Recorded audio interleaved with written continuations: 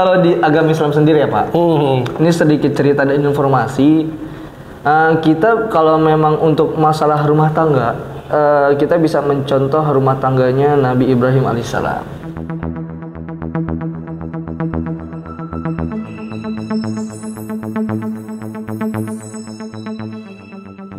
Assalamualaikum warahmatullahi wabarakatuh. Selamat datang kepada pemirsa. Kembali lagi berada di acara spekulasi, berita spekulasi. Betul. Dan di sini ada kita, hostnya Bung Roju dan Masya Allah sopan sekali. Dan di sini jangan lupa untuk subscribe, like dan komennya. Ya. Bagaimana, langsung aja beritanya? Boleh. Boleh, Bang. Mungkin teman-teman udah cemas. Kayak apa sih ini apa? Gak sabar nih. Kepo banget. Gak sabar gitu. Gemes banget ya. Tapi kalau laki jijik. Takutnya gitu. Makanya kita langsung aja. Baiklah teman-teman semua, para pemirsa, berita yang pertama datang dari negara Indonesia. Nah, negara kita. Negara kita tercinta. Betul. Apa yang terjadi? Negara Indonesia berisi tentang skripsi bisa dihapus atau tidak wajib bagi mahasiswa. Loh, kok skripsi bisa dihapus atau nggak wajib? Ya kalau misalnya dapat revisi kan bisa dihapus ya. Ya benar. Iya dong. Oh, ini permain kata lu doang? Enggak. Jadi kemarin emang ada dari Kemendikbud lah. Pak Nadiem Makarim bilang, jadi lagi. Ini yang nyanyi ya Nadiem? Dinamiza ya. Oh iya. Oke, beda. Itu lagi gimana? Oh ini. Itulah. Lupa gua. Ngeblank. Jadi Menteri Pendidikan, Kebudayaan, Riset dan Teknologi Pak Nadiem Makarim ya.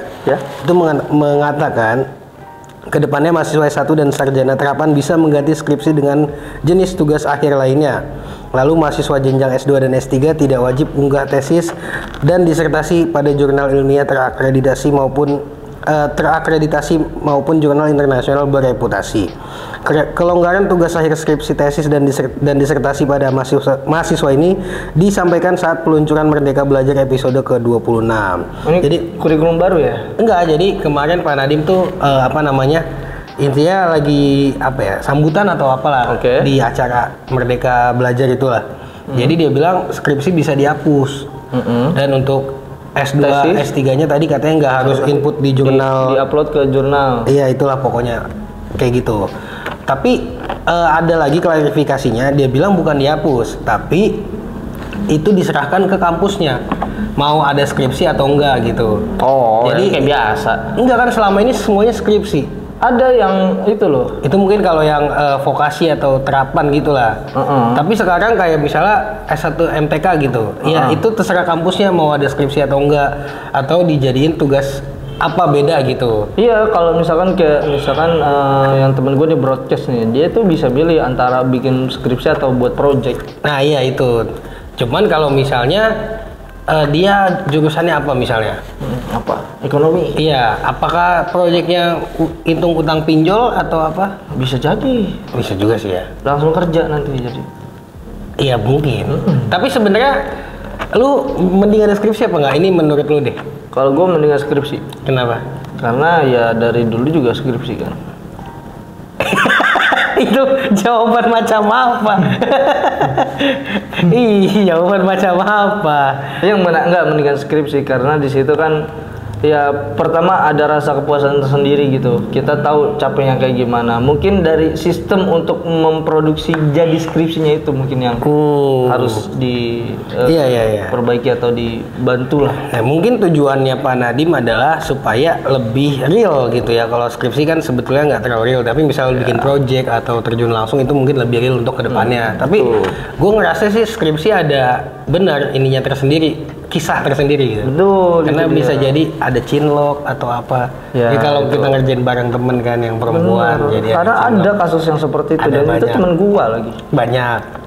Jadi ya ada kisah tersendiri aja. Jadi serunya kadang nunda malesnya atau apa itu kayak ada kisah tersendiri. Tapi mungkin gue nggak tahu, itu kan cuma subjektif gue aja sih sebetulnya. Gue juga mikir kayak gitu. Iya, tapi ya nggak tahu juga. Seenggaknya kalaupun ada pergantian dari skripsi atau apa ya, mudah-mudahan itu pun jadi lebih baik. Iya, betul. Karena kita nggak mungkin dong ada satu kebijakan yang itu malah memperburuk negara. Iya, sebenarnya ini lebih ke saran sih Pak Menteri ini ngasih saran.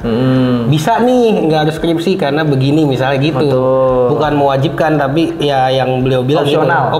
Opsional betul. Opsional kepada kampus-kampus. Iya sama kayak orang mau bayaran opsinya kan ada yang cash atau kredit 3 bulan kan. Kayak gitu-gitu lah intinya. Betul, ada itu. Iya. Banyak lah cara. Iya mungkin teman-teman yang masih jadi mahasiswa boleh komen juga kayak menurut lu skripsi penting nggak sih ya, atau lu pengennya ada skripsi atau enggak, itu nggak apa-apa, kita bisa sharing gitu. Atau yang masih SD juga nggak apa-apa, karena nanti kedepannya dia kan kuliah juga. Iya karena kan di SD kan udah ada wisuda juga. Ada wisuda juga. Gua dulu wisuda juga kayak waktu SD. Pakai kebaya. Gua kan laki-laki. Oh iya bener. Daster dong. Wah, sangat menjawab.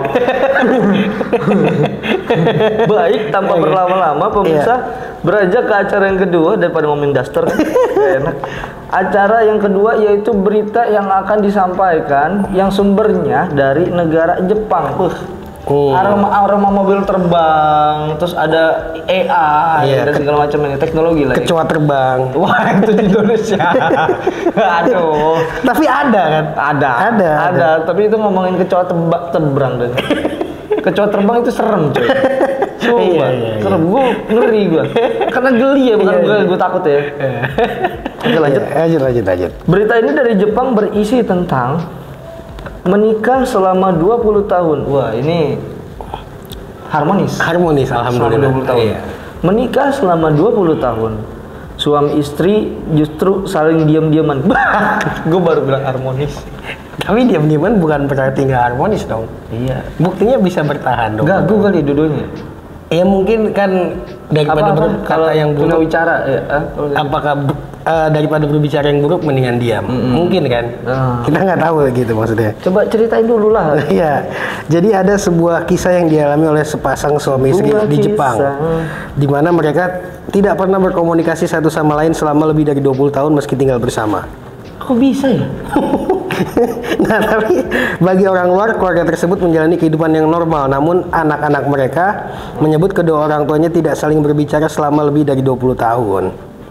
Jadi katanya si istri telah melakukan beberapa upaya untuk berbicara dengan suaminya selama 2 dekade terakhir.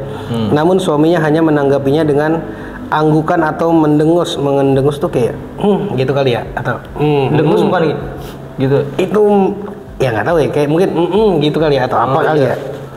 Suka. Nah, tapi anaknya untuk mendorong pasangan tersebut berbicara, jadi anaknya ini kayak bilang ke produser sebuah acara, terus bikin acara gitu, kumpulin mereka berdua di tempat pertama mereka kencan gitu-gitulah. Dan akhirnya si pasangan suami istri ini ngobrol di situ dan anaknya jadi bahagia banget.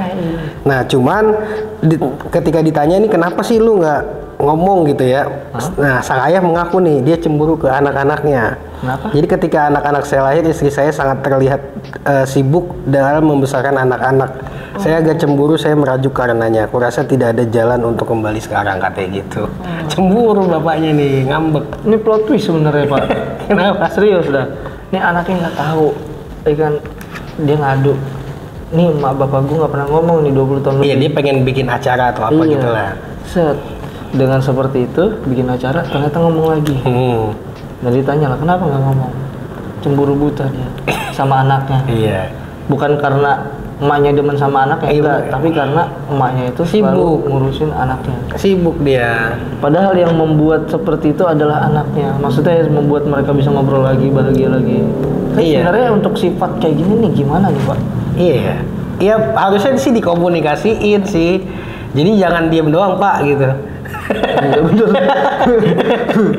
Ya mungkin di luar sana ada beragam macam keluarga. Iya mungkin dan ya. Berikut pendidikannya seperti apa. Iya. Tapi kalau gue misalnya di situasi kayak gitu, kayak istri gue sibuk banget ngurusin anak, kayak gue sampai ditelantarin gitu. Waduh, kerja baju gue compang camping apa segala macam. Karena nggak diurusin kan. Lu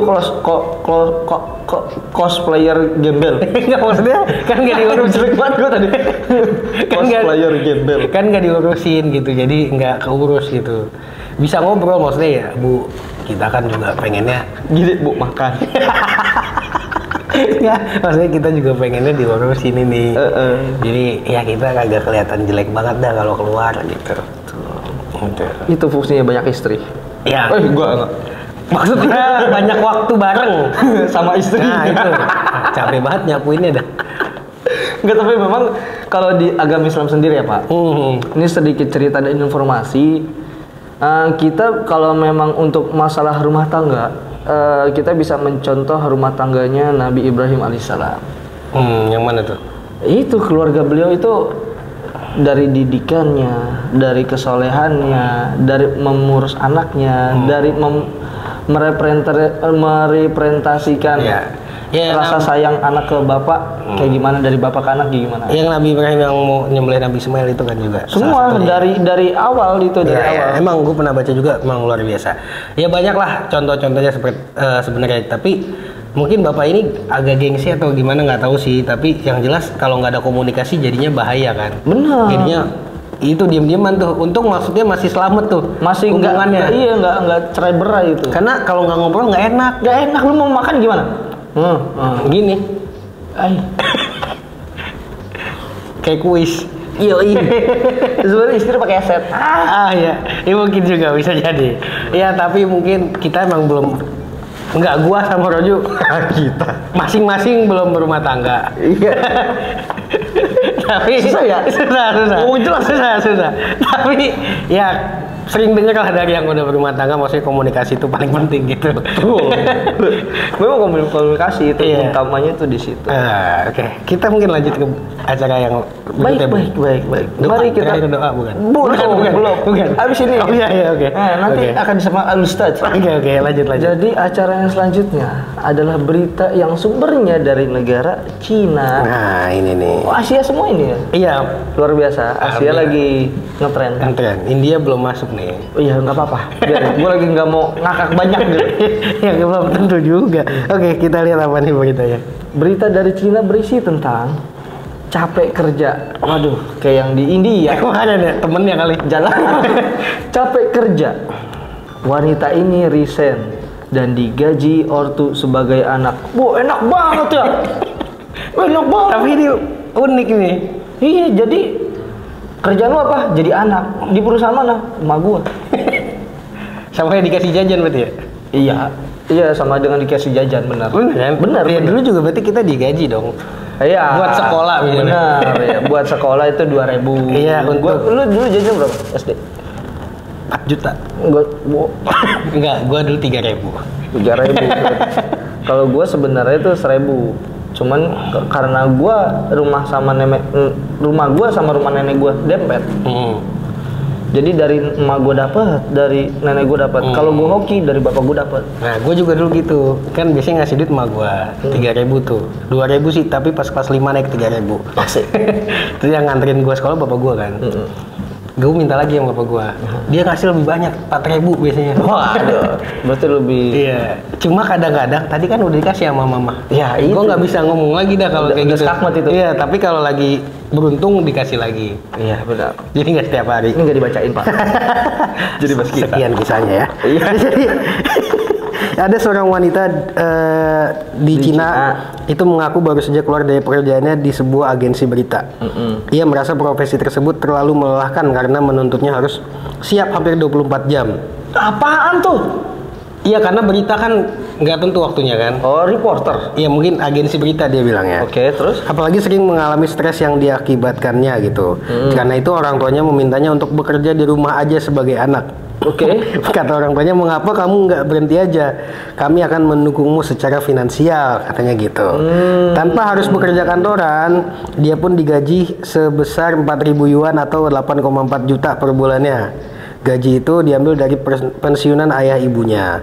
Jadi wanita itu juga bisa tinggal di rumah orang tua dan makan makanan yang disediakan di sana, dan tentu tidak butuh waktu lama untuk dia menyetujui tawaran tersebut. Oke. Baik orang tuanya. Jadi ini permintaan orang tua. Iya. Bagus. Berarti orang tuanya ini bertanggung jawab. Baik. Iya, karena kan gini, ngelihat anak kayak pusing, stres segala macem ya kan.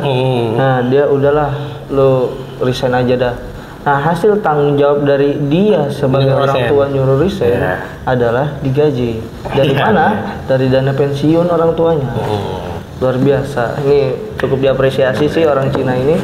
Jadi ada rasa tanggung jawab sebagai orang tua dan juga ada rasa kepeduliannya dari buat anak kita, buat anak dia gitu. Nah terus kalau misalnya nanti orang tua bisa meninggal, anak ini punya anak, terus anaknya juga resign dari kerjaan, kan dia emang dapat pensiunan dari kerja sebagai anak itu? Nggak ada gaji pensiun, siapa yang mau gaji? Nah ini berarti anaknya bosnya gimana? Dua ini. Anaknya gimana nih yang suruh kerja keras anaknya, cucunya disuruh kerja keras supaya jadi PNS. Nah, untuk apa? Untuk nanti si anak ini kalau anak ini udah punya cucu, paham kan lu? Oh iya, jadi dia bisa pensiunan siklusnya begitu lagi. Iya.